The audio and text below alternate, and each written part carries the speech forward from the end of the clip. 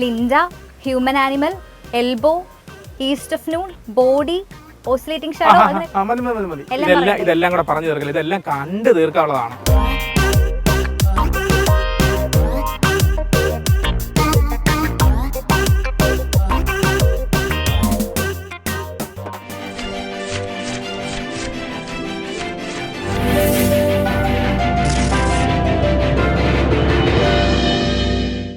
Akshaya, Amaram, Saudi Vellakka. അങ്ങനെയാണെങ്കിൽ Appuram the other side all we imagine as light. Feminichi Fathima. Linda, human animal, elbow, east of noon, body, oscillating shadow. ഇതെല്ലാം കൂടെ പറഞ്ഞു തീർക്കില്ല, ഇതെല്ലാം കണ്ടു തീർക്കാനുള്ളതാണ്. 8 ദിവസം കൊണ്ട് ഇതെല്ലാം കണ്ടു തീർക്കാൻ പറ്റും. 8 ദിവസം കൊണ്ട് കണ്ടു തീർക്കലുവരായിട്ട് 8 ദിവസം കൊണ്ട് ഈ വരുന്ന ആൾക്കാരെ മുഴുവൻ കവർ ചെയ്യാന്ന് പറയുന്നത് വലിയ പാടുള്ള ബുദ്ധിമുട്ടാണ്. അവരറിഞ്ഞാണെങ്കിൽ ചോദിച്ചു നോക്കാം, അവരോട് പറഞ്ഞേക്കാം അല്ലേ? ഇല്ലേ, പറയൂ. 29ാമത് രാജ്യാന്തര ചലച്ചിത്രമേളയ്ക്ക് തലസ്ഥാന നഗരം ഒരുങ്ങിക്കഴിഞ്ഞു. ഡിസംബർ 13 തൊട്ട് 20 വരെയാണ് അതിനുള്ള ആഘോഷങ്ങൾ തലസ്ഥാനത്ത് നടക്കുന്നത്. ഏകദേശം 15 സ്ക്രീനുകളിലായി 179 പരം സിനിമകളാണ് ഇവിടെ പ്രദർശിപ്പിക്കപ്പെടുന്നത്. അതെ, അപ്പൊ അതിലേക്കായിട്ട് 14 ചിത്രങ്ങളാണ് ഇന്റർനാഷണൽ കോമ്പറ്റീഷന് വേണ്ടി തിരഞ്ഞെടുത്തിട്ടുള്ളത്. പക്ഷേ വേറൊന്ന്, ഈ സിനിമ പ്രദർശന മേളയിൽ അല്ലെങ്കിൽ 29ാമത് രാജ്യാന്തര ചലച്ചിത്ര മേളയിൽ ഏറ്റവും പ്രാധാന്യം ഒരുപാട് ഘടകങ്ങളുണ്ട്, ഒരുപാട് സർപ്രൈസുകളുണ്ട്. അതിൽ ഏറ്റവും പ്രധാനപ്പെട്ടത് ഒരു ഫീമെയിൽ ഓറിയന്റഡ് ആയിട്ടുള്ള ഒരു മേള കൂടിയാണെന്നുള്ളതാണ്. അതിൽ ജൂറി അധ്യക്ഷ മുതൽ തിരഞ്ഞെടുക്കപ്പെട്ട ചിത്രങ്ങൾ വരെ ഒരു സ്ത്രീ പ്രാതിനിധ്യം കൂടുതലാണുള്ളത്. ഇപ്പൊ ജൂറി അധ്യക്ഷയെ കുറിച്ച് പറയാം. നമ്മുടെ ജൂറി അംഗങ്ങളെ തിരഞ്ഞെടുക്കുകയുണ്ടായി. ജൂറി ചെയർപേഴ്സണായിട്ട് ഫ്രഞ്ച് സിനിമോട്ടോഗ്രാഫർ ആഗ്നസ് ഗോദാദിനെയാണ് തിരഞ്ഞെടുത്തിട്ടുള്ളത്. അപ്പോൾ അത് മാത്രമല്ല, അവരുടെ ചിത്രവും പ്രദർശിപ്പിക്കപ്പെടുന്നുണ്ട്. അതെ, ബ്യൂ ട്രാവൽ എന്ന് പറയുന്ന ആഗ്നസ് ഗോദാദിന്റെ ചിത്രവും പ്രദർശിപ്പിക്കപ്പെടുന്നുണ്ട്. മറ്റൊന്ന്, ഫീമെയിൽ ഗെയ്സ് എന്ന് പറയുന്ന ഒരു വിഭാഗം. അത് എനിക്ക് തോന്നുന്നു ഈ മേളയിൽ വലിയൊരു ആകർഷകമായി മാറാൻ സാധ്യതയുണ്ട്. സ്ത്രീ പ്രാതിനിധ്യം കൂടുതലുള്ള സംവിധായകന്മാർ അല്ലെങ്കിൽ മുൻനിരയിൽ നിൽക്കുന്ന സ്ത്രീകളുടെ ജീവിതം പറയുന്ന ഒരുപാട് സിനിമകൾ ആ ഒരു വിഭാഗത്തിലൂടെ കടന്നു വരുന്നുണ്ട് കേട്ടോ. പിന്നെ മലയാളികൾക്ക് ഏറ്റവും അഭിമാനിക്കാനായിട്ട് പായൽ കബാഡിയ സംവിധാനം ചെയ്ത all we imagine as light പ്രദർശിപ്പിക്കുന്നുണ്ട് എന്നുള്ളതാണ്. പായൽ കബാഡിയയ്ക്ക് സ്പിരിറ്റ് ഓഫ് സിനിമ അവാർഡ് ലഭിച്ചിട്ടുണ്ട്. അപ്പോൾ അത് എന്തുകൊണ്ട് മലയാളിക്ക് അഭിമാനിക്കാൻ പറ്റുന്ന തരത്തിലേക്കുള്ള ഒരുപാട് കാര്യങ്ങളാണ് 29ാമത് IFFK ഒരുക്കി വെച്ചിരിക്കുന്നത്. അത് മറ്റൊരു കാര്യം, ഈ നമ്മൾ ഏറ്റവും കൂടുതൽ പ്രേക്ഷകർ ഏറ്റവും കൂടുതൽ കാത്തിരിക്കുന്ന ഒരു വിഭാഗമുണ്ട്. അത് നിശാഗന്ധിയിലെ മിഡ് നൈറ്റ് ഹൊറർ ആണ്. ഇത്തവണ ഈ IFFK ഇതുവരെയും വെളിപ്പെടുത്തിയിട്ടില്ല. ഒന്നിലേറെ ഉണ്ടാകുമെന്ന് പറഞ്ഞു, പക്ഷേ ഏതൊക്കെയാണെന്ന് പറഞ്ഞിട്ടില്ല. ഏതൊക്കെ ചിത്രങ്ങളാണെന്നുള്ള സർപ്രൈസ് ആയിട്ട് തന്നെ അവർ വെച്ചിരിക്കുന്നത്. മറ്റൊരു സർപ്രൈസ് എന്ന് പറയുന്നത് മധു അമ്പാട്ടിനെ കുറിച്ച് എന്താണ് പറയാനുള്ളത്? മധു അമ്പാട്ടിന് ഒരു പുരസ്കാരം, ഒരു ആദരവ് നൽകുന്നുണ്ട്. അത് മാത്രമല്ല, അദ്ദേഹത്തിന്റെ സിനിമകൾ ഏകദേശം 4ഓളം സിനിമകൾ പ്രദർശിപ്പിക്കുന്നുണ്ട്. അതും വലിയൊരു അംഗീകാരമാണ്. ഈ മലയാള സിനിമയുമായി ബന്ധപ്പെട്ട് നിൽക്കുന്ന ഒരുപാട് പേരെ, പ്രതിഭകളെ അംഗീകരിക്കുന്ന, ആദരിക്കുന്ന ഒരു വേദി കൂടിയായി ഈ 29ാമത് IFFK മാറുന്നുണ്ട്. അത് മാത്രമല്ല, ഇതിനെക്കുറിച്ച് ആധികാരികമായിട്ട് നമുക്ക് ഈ കാര്യങ്ങളെല്ലാം അറിയാമെങ്കിൽ കൂടിയും ഇതിനെക്കുറിച്ച് കുറച്ചുകൂടി ആധികാരികമായിട്ട് 29ാമത് രാജ്യാന്തര ചലച്ചിത്ര മേളയിൽ എന്തെല്ലാം കാര്യങ്ങളാണ് ഉൾപ്പെടുത്തിയിരിക്കുന്നതെന്ന് ആധികാരികമായിട്ട് നമുക്ക് ഓരോ പ്രാവശ്യം IFFK കഴിയുന്നതോറും കൂടുതൽ വിപുലീകരിച്ച് കൂടുതൽ ആഘോഷത്തോടെയാണ് അത് കൊണ്ടാടിക്കൊണ്ടിരിക്കുന്നത്. തീർച്ചയായും. അപ്പോൾ നമുക്ക് സെക്രട്ടറിയുടെ തന്നെ ചോദിക്കാം, എന്തൊക്കെ കാര്യങ്ങളാണ് അല്ലെങ്കിൽ എന്തൊക്കെ നമ്മൾ നേരത്തെ പറഞ്ഞ സർപ്രൈസുകളാണ് ഒരുക്കി വെച്ചിരിക്കുന്നത്. ആ സെക്രട്ടറിയുടെ വാക്കുകളിലേക്ക് ഒന്ന് പോകാം.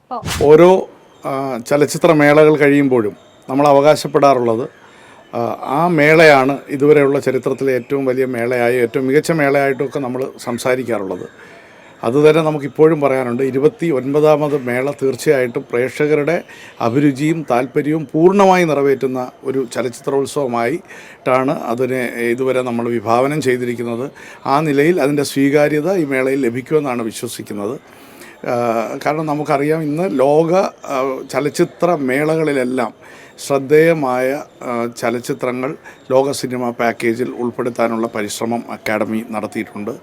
അതോടൊപ്പം തന്നെ വൈവിധ്യങ്ങളായിട്ടുള്ള വിഷയങ്ങൾ ചർച്ച ചെയ്യുന്ന ചലച്ചിത്ര പാക്കേജുകൾ ഈ മേളയെ ശ്രദ്ധാകേന്ദ്രമാക്കും. ഇപ്പോൾ നമുക്ക് അറിയാം, നമ്മുടെ മേളയുടെ ഏറ്റവും പ്രധാനപ്പെട്ട ഒരു പ്രത്യേകത എന്ന് പറയുന്നത് ഏഷ്യൻ, ആഫ്രിക്കൻ, ലാറ്റിൻ അമേരിക്കൻ സിനിമകളുടെ ഒരു പ്രധാനപ്പെട്ട ഒരു കേന്ദ്രമായി നമ്മുടെ ചലച്ചിത്രോത്സവം മാറുന്നുണ്ട്.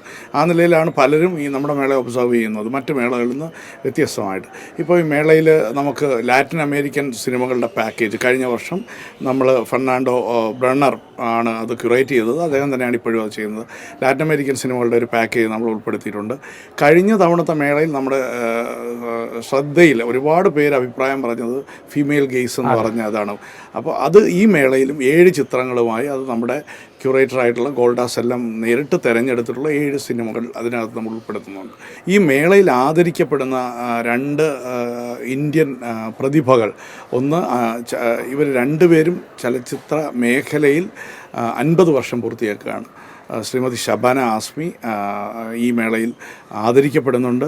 നമ്മുടെ ഉദ്ഘാടന സെഷനിൽ ബഹുമാനപ്പെട്ട മുഖ്യമന്ത്രി ശ്രീ പിണറായി വിജയൻ ഷബാന ആസ്മി ആദരിക്കുന്നുണ്ട്. അതുപോലെ തന്നെ മലയാളികൾക്ക് അഭിമാനമായ ഛായാഗ്രാഹകൻ മധു അമ്പാട്ട്, അദ്ദേഹത്തിൻ്റെയും ചലച്ചിത്ര ജീവിതത്തിൻ്റെ 50 വർഷങ്ങളെ നമ്മൾ ആദരിക്കുകയാണ്. അദ്ദേഹത്തിൻ്റെ 4 സിനിമകളുടെ ഒരു പാക്കേജ് ഈ മേളയിൽ നമ്മൾ ഉൾപ്പെടുത്തിയിട്ടുണ്ട്. അപ്പോൾ ആ നിലയിൽ വൈവിധ്യം എന്ന് നമ്മൾ നേരത്തെ പറഞ്ഞതുപോലെ, അതുപോലെ തന്നെ ഇപ്പോൾ ലോകത്തിലെ മാസ്റ്റേഴ്സിൻ്റെ സിനിമകൾ ഉൾപ്പെടെയുള്ള ഓസ്കാർ എൻട്രി ലഭിച്ചിട്ടുള്ള സിനിമകൾ ഉൾപ്പെടെയുള്ള ഒരുപാട് സിനിമകൾ ലോകത്തിൻ്റെ വിവിധ ഭാഗങ്ങളിൽ നമുക്ക് ഈ മേളയിൽ കാണാൻ കഴിയും. പിന്നെ നമ്മൾ എടുത്തു പറയേണ്ട ഒരു പ്രത്യേകതയായിട്ട് തോന്നുന്നത്, ഈ മേള ലോക സിനിമയിലെ വനിതാ സ്വാധീനം, അവരുടെ സാന്നിധ്യത്തെ നമ്മൾ കൃത്യമായി അടയാളപ്പെടുത്തുകയാണ്. നമ്മുടെ ലൈഫ് ടൈം അച്ചീവ്മെൻറ്റ് അവാർഡ് നമ്മൾ നൽകുന്നു. അതോടൊപ്പം തന്നെ സ്പിരിറ്റ് ഓഫ് സിനിമ പുരസ്കാരം നൽകുന്നു. നമ്മുടെ ജൂറി അധ്യക്ഷ സ്ഥാനം വനിതയ്ക്കാണ്. അപ്പോൾ ഈ ഒരു തലത്തിൽ ഇങ്ങനെ വനിതകളെ നമ്മൾ ഈ അംഗീകരിക്കുകയും അവരെ പ്രധാനപ്പെട്ട നമ്മുടെ ജൂറിയിൽ തന്നെ ആഗ്നസ് ഗൊദാദാണ് നമ്മുടെ ജൂറി അധ്യക്ഷ. ലോകത്ത് അംഗീകരിക്കപ്പെട്ടിട്ടുള്ള ഡെന്നീസ് ക്ലെയറിൻ്റെ അടക്കമുള്ള പ്രതിഭകളുടെ ഛായാഗ്രാഹകയായിരുന്ന, ലോകത്ത് മേളകളിലും അല്ലാതെയും ഒക്കെ അംഗീകരിക്കപ്പെട്ടുള്ള ആഗ്നസ് ഗൊദാദാണ് നമ്മുടെ മേളയുടെ ഇൻ്റർനാഷണൽ കോമ്പറ്റീഷൻ്റെ ജൂറി ചീഫായിട്ട് വരുന്നത്.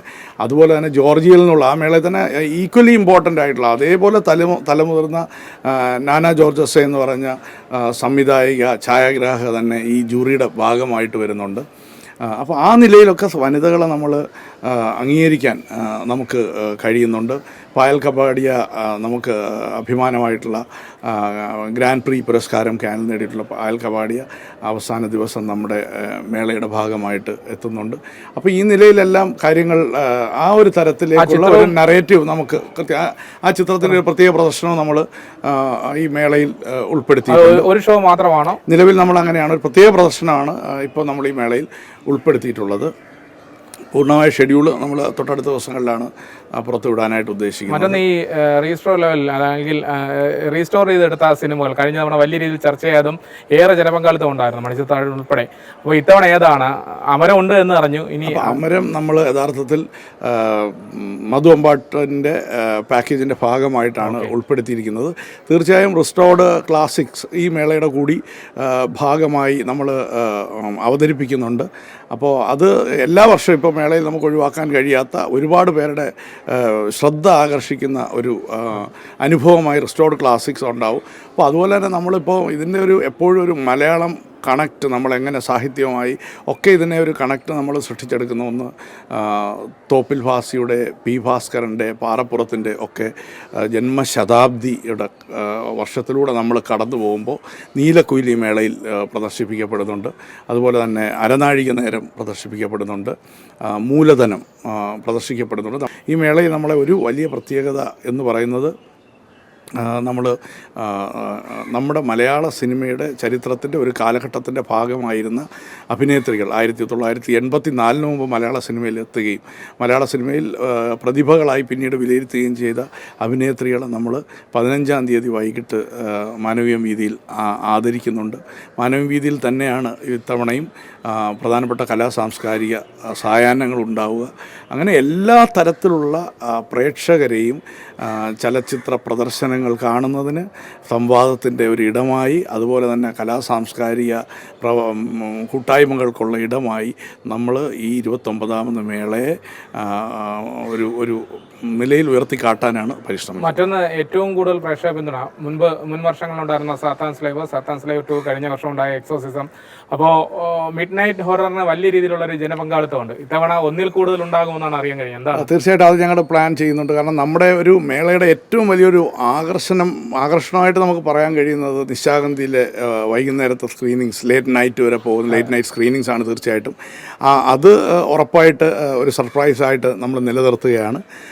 ഞങ്ങളുടെ ഷെഡ്യൂളിംഗ് അന്തിമഘട്ടത്തിലേക്ക് പോയിക്കൊണ്ടിരിക്കുകയാണ്. തീർച്ചയായിട്ടും ഉണ്ടാവും. നമ്മുടെ പ്രേക്ഷകർ ഏറ്റവും കൂടുതൽ സംഗമിക്കുന്ന ഒരു ഇടം കൂടിയാണ്.